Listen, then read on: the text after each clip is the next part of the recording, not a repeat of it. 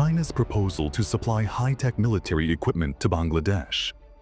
China's ambassador to Bangladesh recently stated in an interview that China is prepared to sell advanced military equipment to Bangladesh.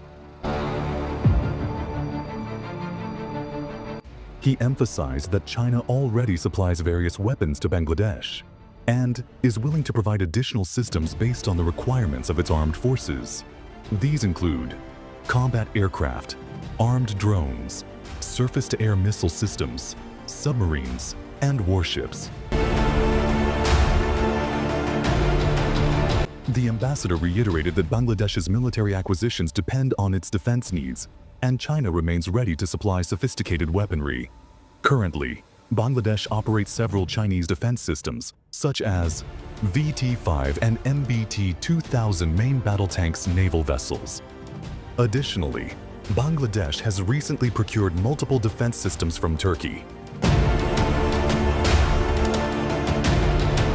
This marks the first official statement from China expressing its interest in selling high-tech military equipment to Bangladesh.